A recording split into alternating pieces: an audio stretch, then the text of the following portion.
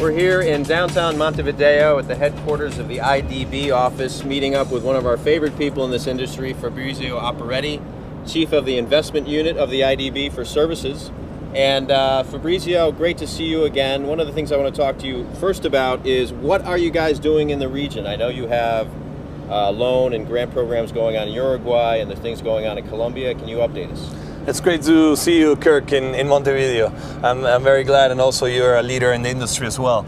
We're working actively, as you know, and proactively in the region for quite a long time now, promoting services globalization, promoting, I think, the best of Latin America, which is our people. Services are very intensive in human capital, and I think Latin America is a story of success. As you well know, there are major players in the industry already settled in this region, and we believe there's much more potential for growth. So we are doing exactly that. We're promoting the region to investors around the world in this industry. We're working from a level of strategies, country promotion strategies for services exports, as well as programs, the implementation of loan programs, which we are beginning in Uruguay, and we are in the stage of approving an operation, a similar one in Colombia, but we are very proactively engaged in other countries in the region as well.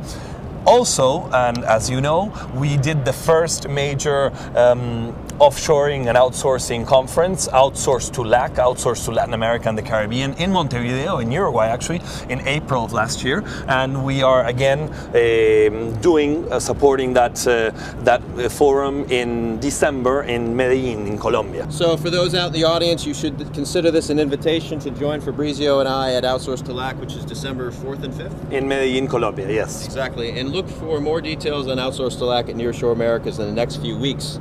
Now, Fabrizio, one of the things I also want to talk about, which is very important to the region, is getting the youth of Latin America more integrated into the professional economy.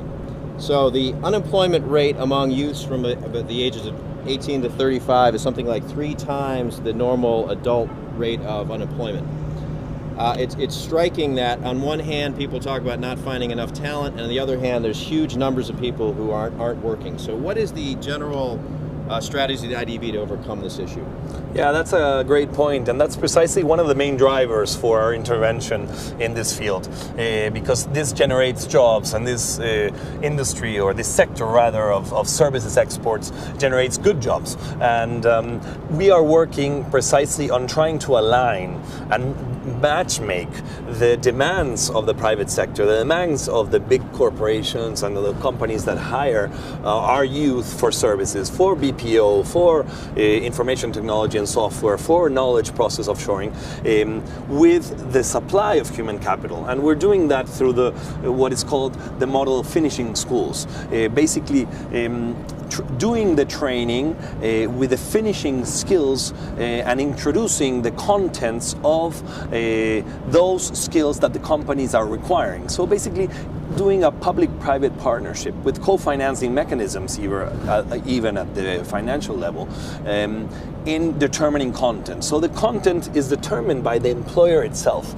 and that's the beauty of this model, which has already been developed in India for many years, in Latin America more recently. Now, Fabrizio, is the typical student of a finishing school a high school student, a high school graduate, a college graduate? What is the typical profile? You know what the nice thing is? It can be a college graduate, it can be a high school graduate, it can even be an adult, continuing education type programs. So it's really open and flexible to incorporate basically those with yearning to get a job in the services sector. Now, are you concerned, or one of the things that you're looking at, this issue of attrition? So you go to a hot market, Costa Rica. You go to parts of Bogota and parts of Brazil. A tremendous demand for IT specialization. How much are those indicators defining your pursuit of helping markets?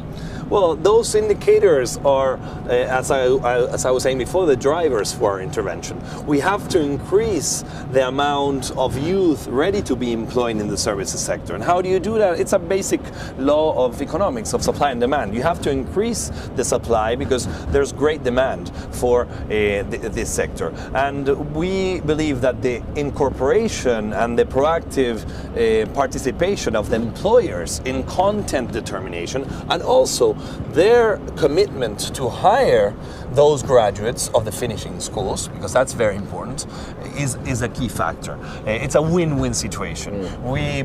The private sector has a say on the content of the programs, and the programs funded by the governments make sure that the graduates go to that private sector and are employed and contribute to economic development in societies. Okay. Well, think about folks watching this video who are particularly interested in investing maybe very heavily in Latin American outsourcing over the next several years. How much should one anticipate the IDB to truly get involved with major funding operations? So let me put it to you this way. At the very senior-most levels of the IDB, how important is the BPO services sector of Latin America in building that sector? And how specific can you be about how much funding are we going to see over the next few years? Well, it's hard to determine a number and a percentage, but it's definitely a priority. It's a corporate priority. Integration, economic integration, globalization, into the world. Trade globalization is a corporate priority of the IDB. Of the global, of the general capital increase, of the 9th general capital increase we had, actually sets us a lending target for economic integration. That includes not only services, but trade infrastructure and the like. But it's we are very committed to trade, to integration. We believe it's a driver of economic development, of economic growth, and we've shown it in practice, in action. We have service exports promotion strategies in all the countries of South America. We're beginning to work with the Caribbean. We're working from Chile to Trinidad and Tobago, soon to be working in Mexico. We're covering every country in terms of analyzing their competitive advantages and making sure they have implementation plans in order to exploit those competitive advantages. We have done the first outsourcing summit hemispheric in the region as well, as I was saying before, and so we are, I think, demonstrating, showing in action that we are leading this effort in the region. Well, great. Well, on a closing note, Fabrizio, give us a little taste of the kind of content you anticipate focusing on for the Outsource to LAC show in Medellin.